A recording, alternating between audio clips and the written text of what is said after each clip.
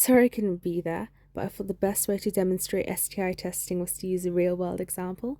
So here's Joe's consultation, sexual health clinic, case 4, and it should only take a couple of minutes, and there are a few MCQs in there.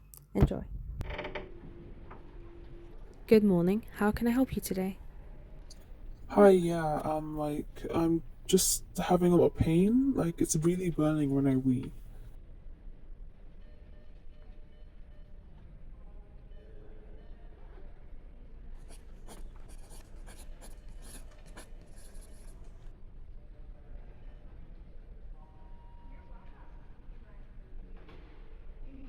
She palpates the general area before palpating a structure located on the posterior aspect of the testicle. Another test is Pren's test, which is done when the patient is standing up and elevating the testicles. These both test for epididymitis, which is indicative of chlamydia or gonorrhea.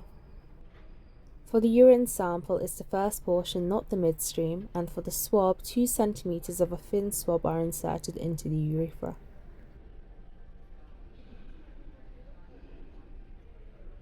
From the information we have, it's difficult to ascertain, but here are some likely scenarios. A. Microscopy. Microscopy, although less prevalent in the UK due to widespread use of NAATs, nucleic acid amplification tests, could still be relevant to this case due to Joe's rapid diagnosis, which was in, we assume, the same day. Essentially, microscopy is used for rapid screening of bacterial STIs, particularly gonorrhea, and is done using a sample from swabs of the urethra, cervix, rectum, or throat. Urine samples may also be used. The procedure essentially involves gram staining, which is performed to identify the gram-negative diplococci, pairs of bacteria, which are characteristic of gonorrhea, and the microscope is used to observe the bacterial morphology. The nurse, in this instance, could have sent off Joe's swab to the lab within the hospital or the sexual health clinic, which are usually associated with hospitals, and we could have had the results in around 15 to 30 minutes. The advantages are rapid results, as aforementioned, and low cost and simple technique. Limitations are sensitivity can be low, especially with asymptomatic infections or low bacterial load. Specificity is not perfect. Other bacteria can show similar appearances, and it's not ideal for chlamydia as it doesn't show up well in gram stains. It is common practice, however, in sexual health clinics as a rapid screening tool whilst awaiting more definitive results, NAAT or culture, which brings us to the next point. NAAT, or nucleic acid amplification test, is the gold standard for diagnosing chlamydia and gonorrhea. It is also used for other STIs like trichomoniasis and mycoplasma genitalium. Urine sample or swabs from the urethra, cervix, vagina, rectum, or throat are obtained, and the procedure involves amplifying DNA RNA of the pathogen to detect very small amounts of bacterial or viral genetic material. Its advantages include being highly sensitive and specific, being able to detect low bacterial loads, and is suitable for asymptomatic individuals. It is also less invasive than, perhaps, other methods like measuring blood antibodies. Its limitations, however, are that costs can be higher than other tests, and that results typically take a week for the patient to receive. However, rapid NAAT results in about 1 to 2 hours are becoming more common in sexual health clinics for immediate diagnosis and treatment.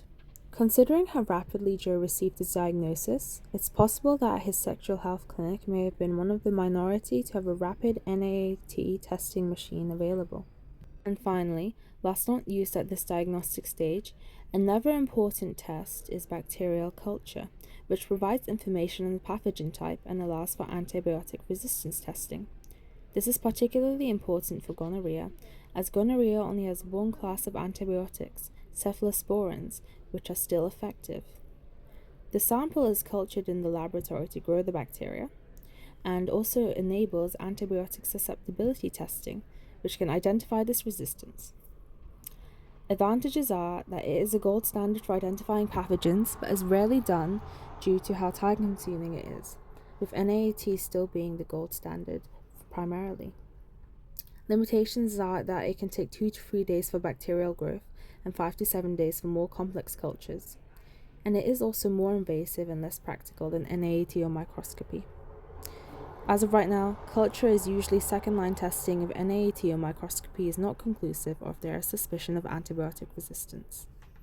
In summary, to keep this brief, they may have gone the microscopy route, or may have gotten a preliminary result. However, you need NAAT confirmation for that, which takes 1 to 3 days, and thus this is why the nurse may have been looking at guidelines and would also be a bit more plausible, as NAAT rapid machines aren't that widespread. However, it could have also taken the rapid-fire NAAT machine route, and overall, she could have used one of the samples to be sent off as a bacterial culture to account for any antibiotic-resistant gonorrhea. Thank you.